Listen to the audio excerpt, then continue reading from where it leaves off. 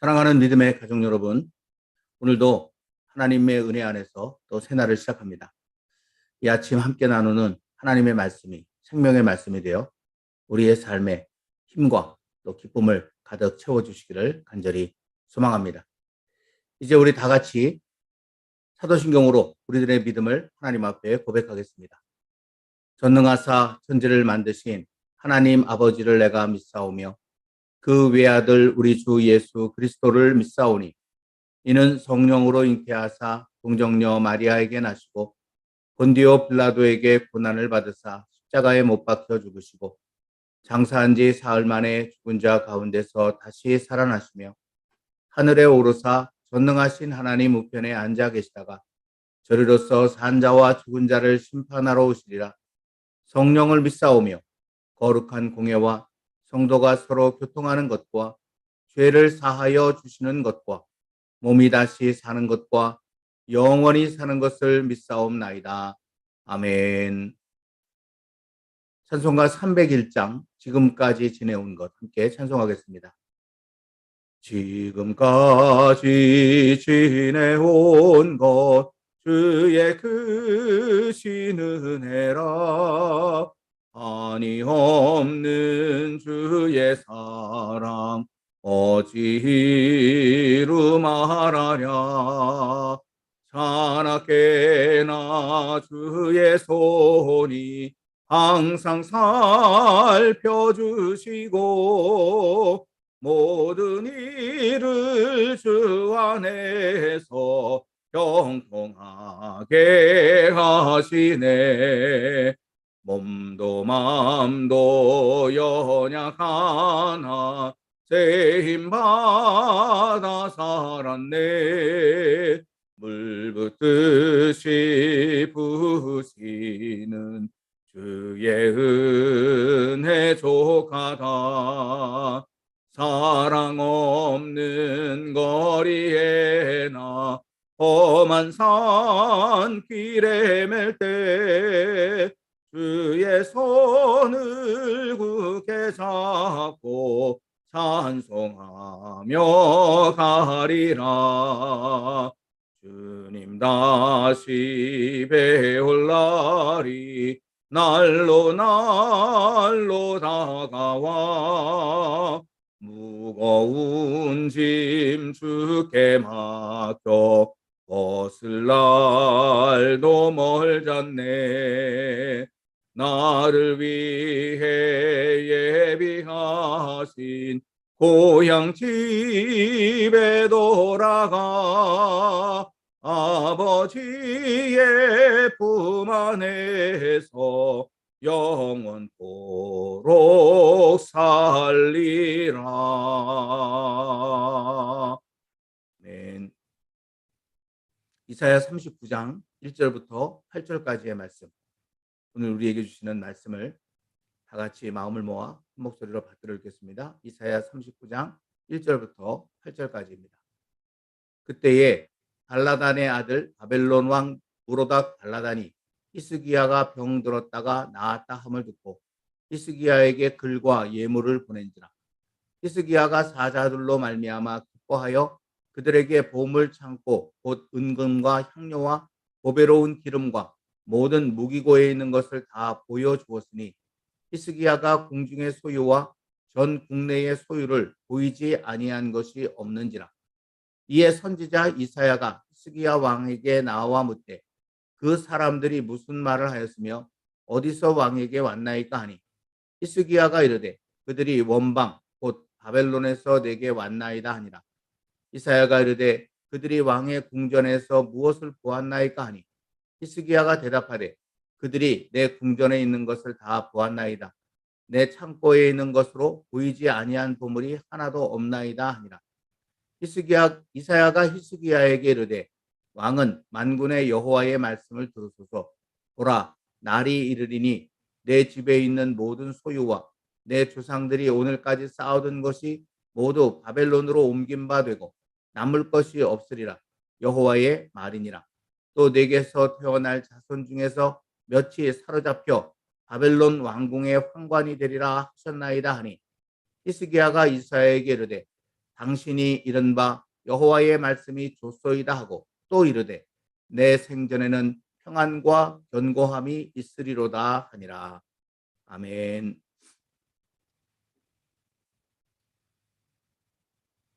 어제의 말씀에 이어 오늘의 하루 한 장 말씀도 히스기야라는 한 사람의 지극히 삶의 개인적인 이야기, 그 이야기를 통해서 우리에게 말씀하고 싶어 하시는 그런 하나님의 메시지를 전해주고 있습니다. 오늘 말씀도 보면 어제의 말씀처럼 그때에 라고 하는 말로 시작하고 있음을 먼저 보게 되죠. 어제도 그랬지만 오늘의 말씀도 이 그때가 구체적으로 언제인지를 아는 것은 오늘 말씀 속에 담긴 여호와 하나님의 뜻을 깨닫는데 아주 중요한 실마리가 됩니다.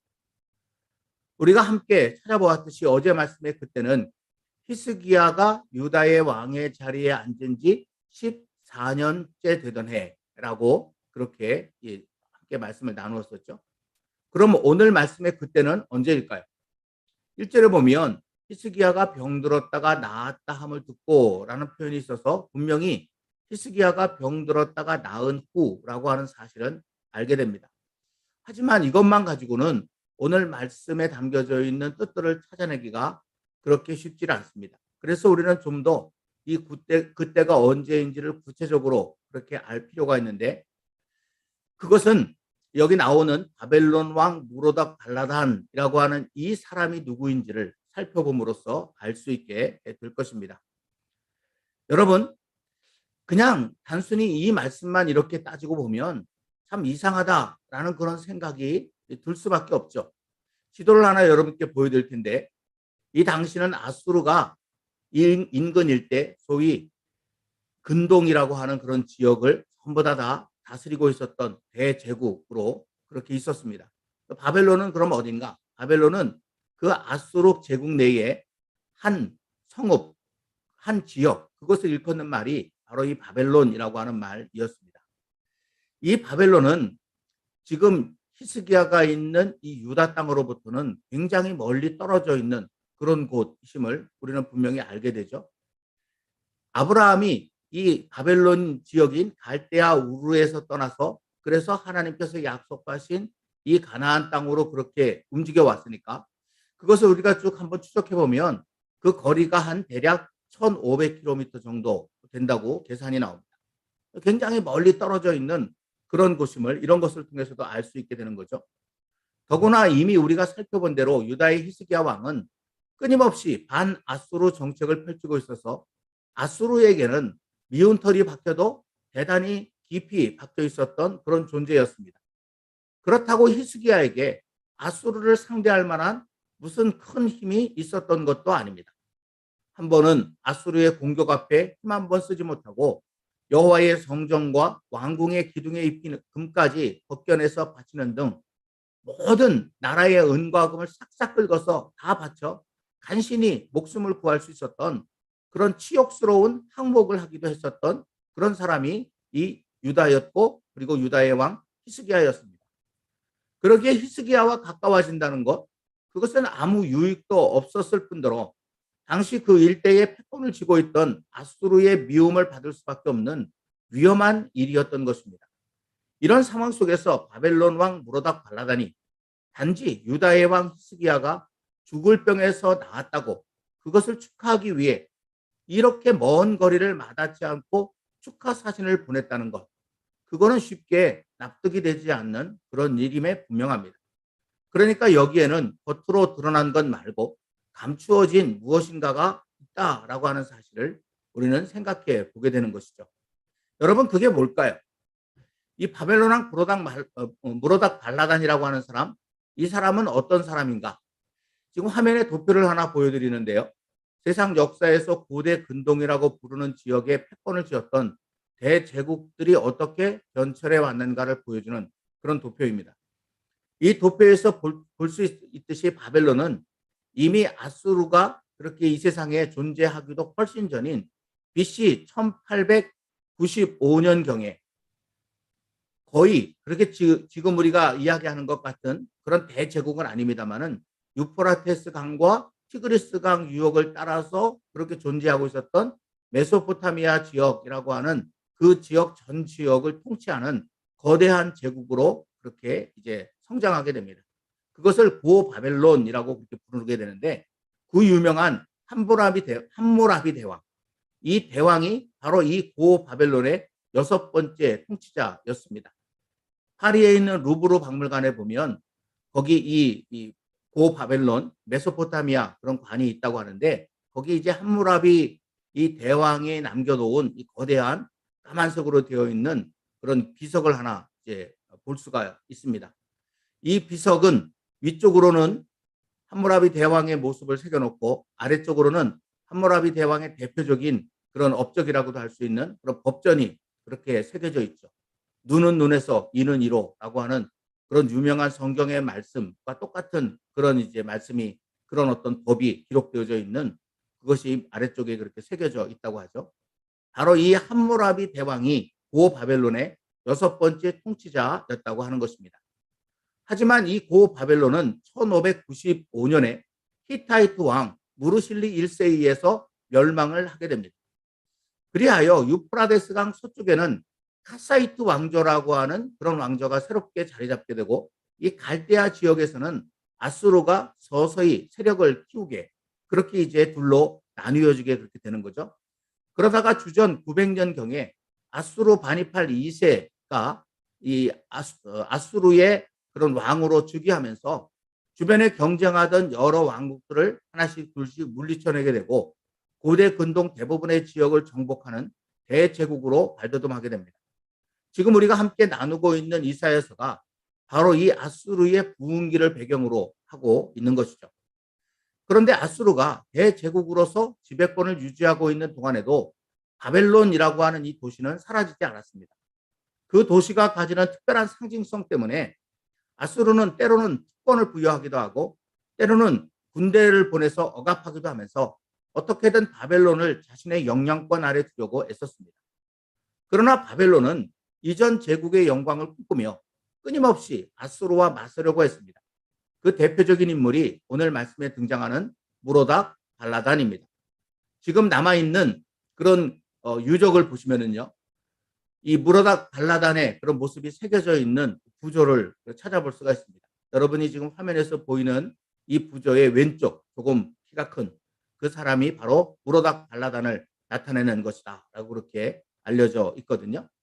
그런데 여러분, 이 무로닥 발라단이라고 하는 말은 마르둑이 주신 아들이라고 하는 그런 뜻이거든요. 이 마르둑은 고 바벨론의 주신의 이름입니다. 그러니까 무로닥 발라단이라는 이름 자체가 고 바벨론의 영광을 회복하고자 하는 열망을 담고 있다는 사실을 우리는 알게 됩니다.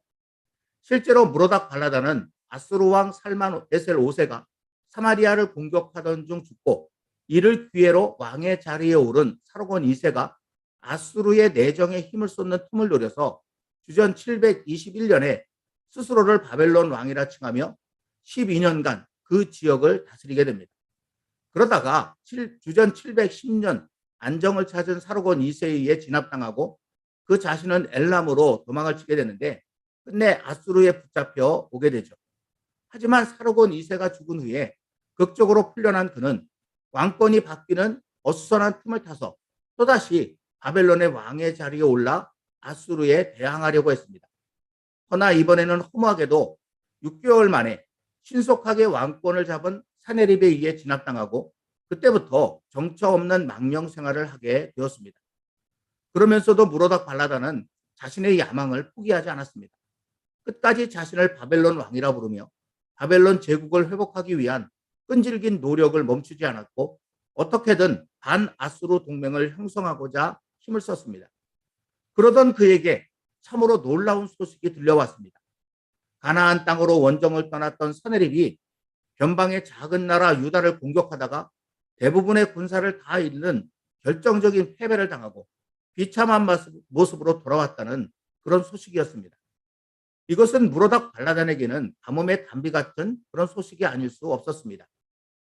유다 왕 히스기야와 손을 잡으면 어쩌면 아수르를 물리칠 수도 있겠다라는 그런 희망이 강하게 밀려올 수밖에 없는 그런 뉴스였던 것입니다.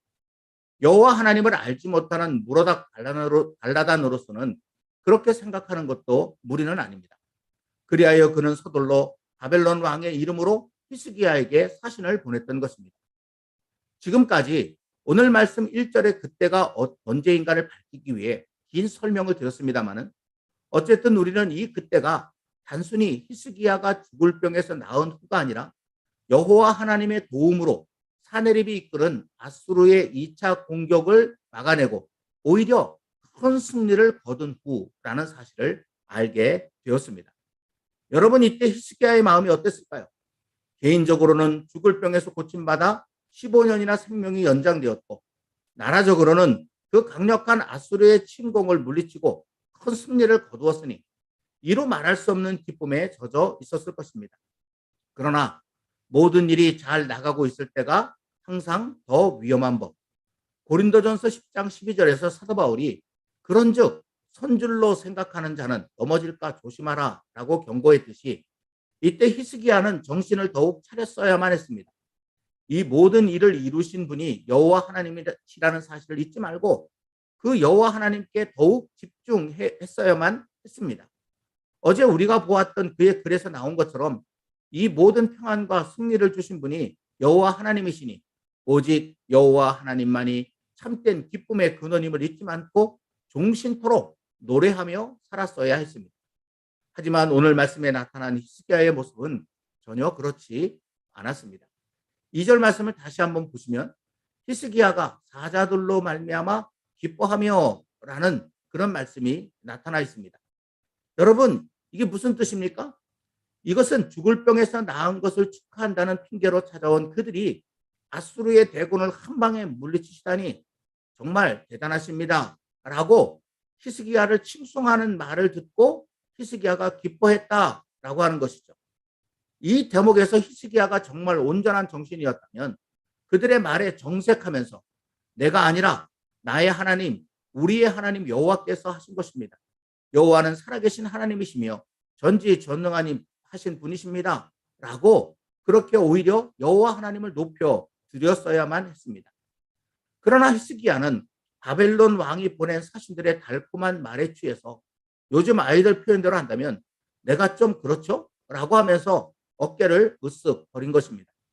이는 이어지는 히스기야의 행동을 보면 잘 알 수 있습니다. 그들에게 자신의 힘과 위용을 자랑하기 위해서 자신이 가진 모든 아름다운 것들을 다 보여주었다. 이렇게 기록되어져 있죠. 여러분, 히스기야가 지금 보여주고 있는 것, 이것은 사실 아수르의 것이 대부분이었을 것입니다.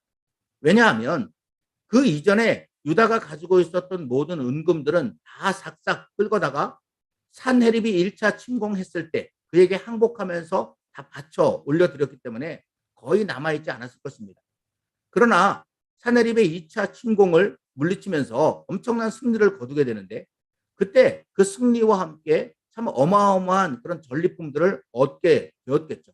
그것들을 다 모아다가 비어있었던 그런 창고들을 다 채워 놓았었기 때문에 지금 여기 바벨론 왕이 보낸 사신들에게 보여주는 유다의 보배들은 대부분이 다 아수르의 것이라고 하는 것을 우리가 짐작해 볼 수 있고요. 그렇게 생각을 해보면 여기 그때라고 하는 말이 바로 그 두 번째 아수르의 침공을 다 물리쳐낸 후라고 하는 사실을 좀 더 명확하게 알게 되는 것입니다.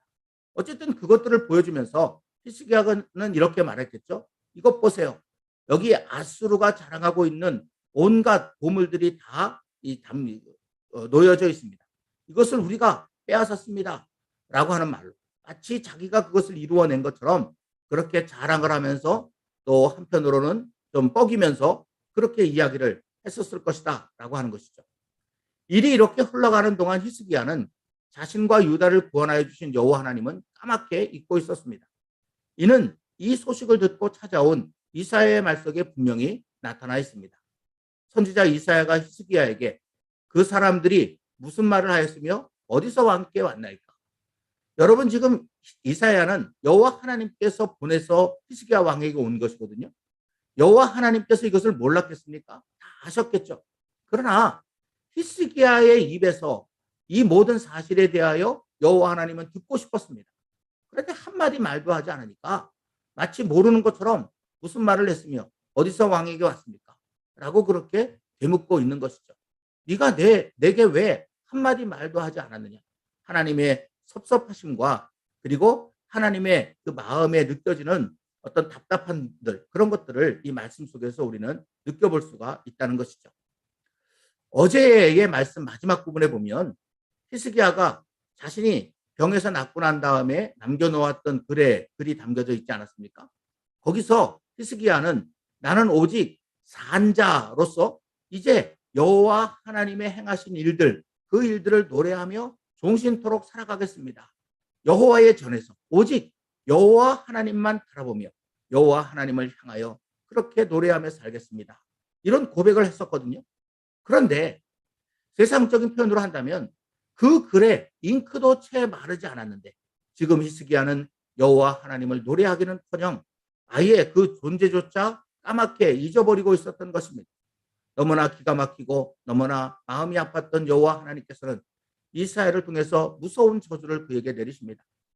5절부터 7절까지 말씀이 그 무서운 저주의 내용입니다.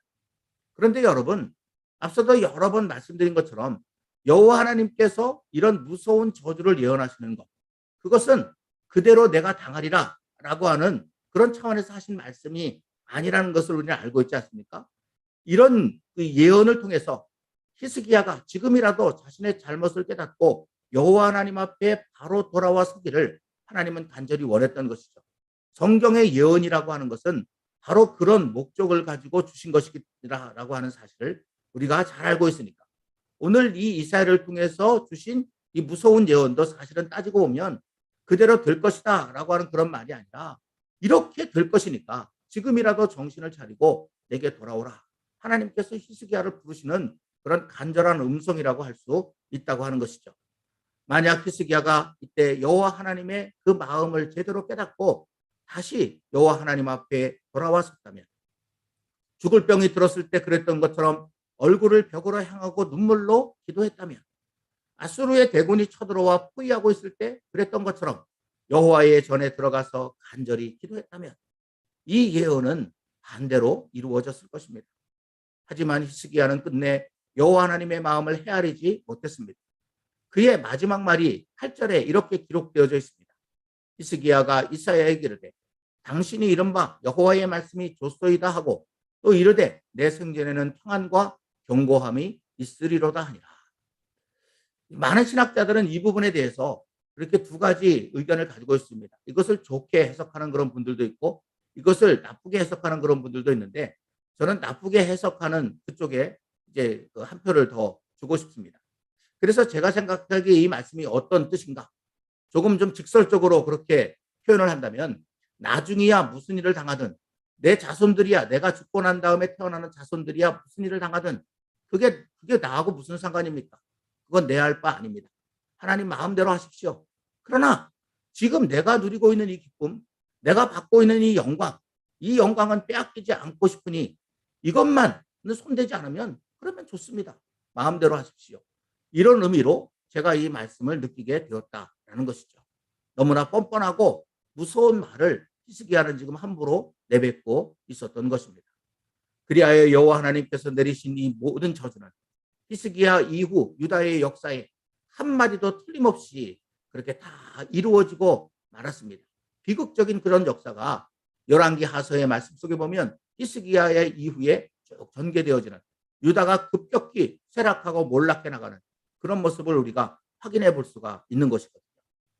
사랑하는 믿음의 가족 여러분, 어제와 오늘의 말씀은 너무나 대조적인 히스기야의 모습을 우리에게 보여주고 있습니다.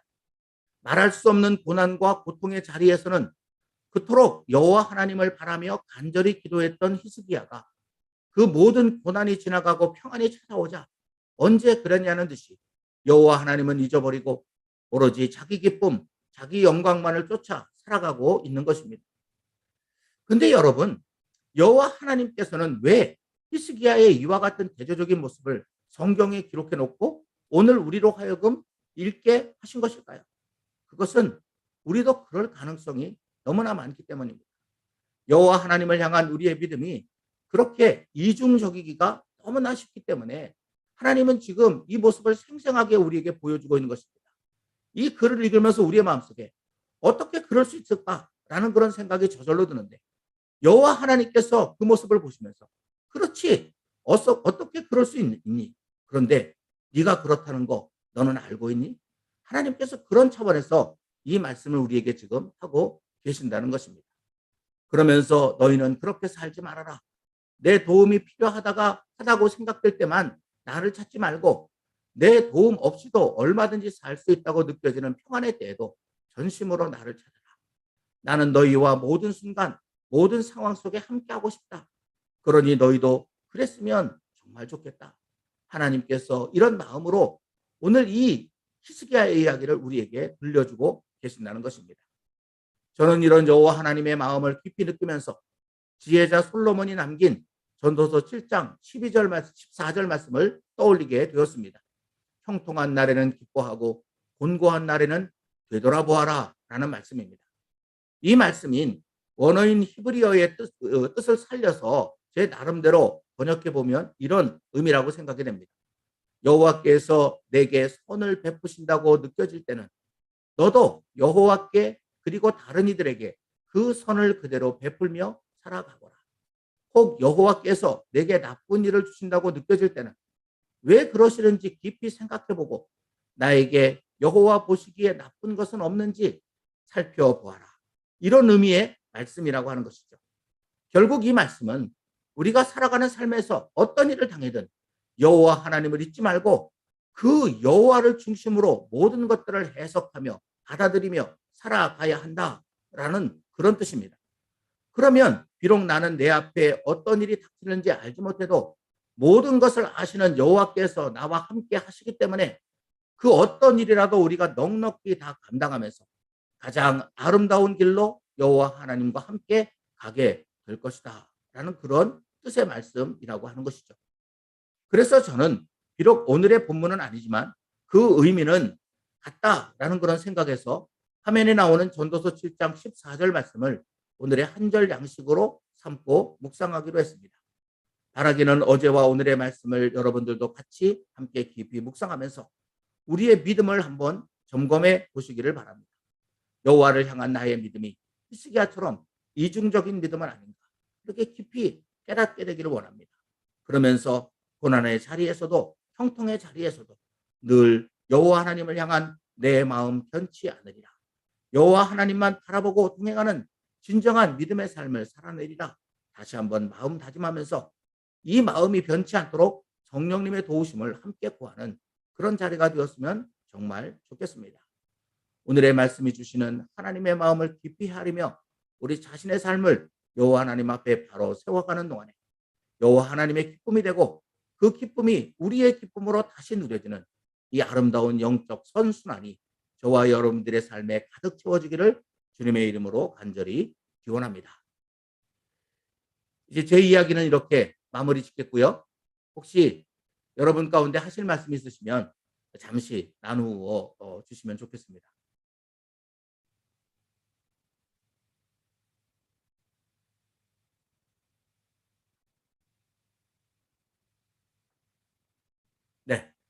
네, 제가 잠시 기도하겠습니다. 하나님 아버지 감사합니다. 오늘도 어제에 이어서 하나님의 말씀을 하루 한 장 읽습니다. 오늘도 히스기야라고 하는 한 사람의 그런 이제 살아가는 삶의 모습을 하나님께서 우리에게 보여주시면서 우리에게 하고 싶은 그런 말씀들을 펼쳐나가시는 것을 느낍니다. 똑같은 히스기야가 어제는 고난과 역경을 만남에 그토록 여호와 하나님을 바라보면서 간절히 도움을 구하고 마침내 그 도움으로 죽을 병에서도 나음을 받고 죽을 위기에 있었던 나라도 구하는 아름다운 모습을 보았는데 그리하여 나는 평생 여호와 하나님만 바라보며 여호와의 전에서 종신토록 노래하며 살겠습니다. 기쁨으로 그렇게 고백했었는데 오늘의 이야기 속에서는 똑같은 히스기야가 여호와 하나님을 까맣게 잊어버리고 여호와 하나님께 기쁨을 드리기는커녕 자신의 기쁨만을 누리려고 하는 안타까운 그런 모습을 보게 됩니다. 오늘의 삶에는 히스기야의 삶에 그런 개인적으로도 나라적으로도 모든 어려움들은 다 지나가고 평안이 찾아왔을 때인데 그때 히스기야의 마음이 오히려 이렇게 무너져 버렸던 것. 하나님, 이 사실을 우리가 깊이 깨닫게 되기를 원합니다. 히스기야의 이 이중적인 믿음의 모습이 사실은 우리들의 모습일 수 있다는 것, 하나님은 너무나 잘 아시기에 히스기야라는 이 사람의 이야기를 우리에게 들려주시면서 우리로 하여금 마음속에 느끼는 바가 있도록, 그러면서 너도 그럴 수도 있으니 깨어 있어라 라고 말씀하시는 그런 간절한 음성을 저희들이 듣게 되었습니다. 그 하나님의 마음을 깊이 헤아리면서 정신을 똑바로 차리게 하여 주옵소서.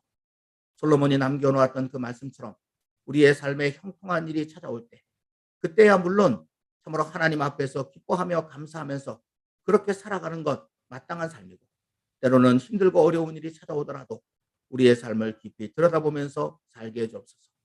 하나님, 어떻게 생각해 보면 우리는 곤고할 때 여호와 하나님을 찾는 일, 이 일들은 정말 잘 하는 것처럼 보이기도 합니다. 하지만 형통한 날에 기뻐하는 것, 여호와 하나님과 함께 기뻐하는 것, 그것은 제대로 하지 못하는 경우가 너무나 많음을 안타깝게 느낍니다. 이제는 여기서 벗어날 수 있도록 도와주시고, 곤고한 날에도 형통한 날에도 여호와 하나님을 중심으로 모든 것들을 생각하고 판단하고, 여호와 하나님을 향한 우리의 시선이 결코 다른 곳을 향하지 아니하도록 우리의 마음 굳게 하게 하여 주시옵소서. 성령님께서 오늘도 저희들을 도와주셔서 말씀을 통해서 깨닫고 결단한 우리들의 마음이 변하지 않도록 지켜 주시옵소서.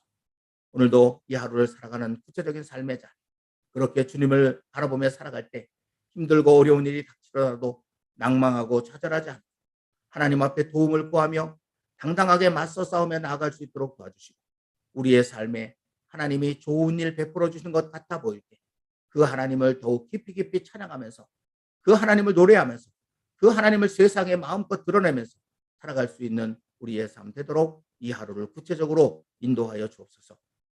우리뿐만 아니라 주변에 있는 여러 참으로 사람들, 그리고 많은 민족들, 이 땅을 살아가고 있는 모든 백성들 하나님의 은혜로 지키시고 인도해 주시옵소서. 앞날을 위해서 여러 가지로 준비하는 그런 자녀들이 있습니다. 오늘도 중요한 시험을 치르는 그런 자녀가 있고, 또 많은 자녀들이 대학 입학을 위한 그런 시험도 준비해 나가고 있는 가운데 있습니다.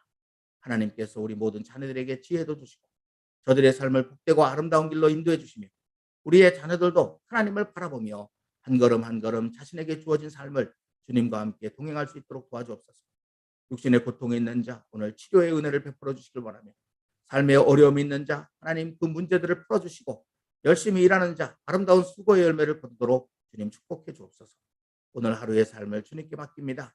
주님, 우리와 함께 하시고 우리도 주님의 손 꼭 붙잡고 잘 살아가는 하루 되게 해 주옵소서. 예수님의 이름으로 간절히 기도드리옵나이다. 아멘. 주님의 기도로 묵상을 마치겠습니다. 하늘에 계신 우리 아버지여, 우리 마드리드 한인 장로교회 믿음의 가족들을 통해 아버지의 이름이 거룩히 여김을 받으시오며, 우리들이 살아가는 모든 곳에 아버지의 나라가 임하시오며, 하늘에서 이미 이루신 아버지의 뜻이 이제는 우리들의 삶을 통해서도 이루어지이다.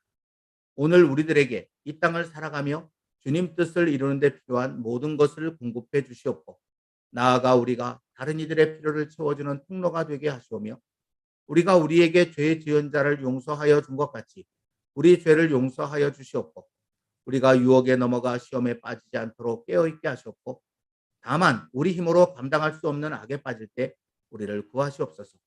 모든 나라와 권세와 영광이 아버지께 영원히 있기에 아버지와 함께 사는 것이야말로 참되고 영원한 축복임을 믿습니다. 아멘. 오늘도 주님과 또 주신 말씀과 함께 기쁨 가득한 삶 사시기를 바랍니다.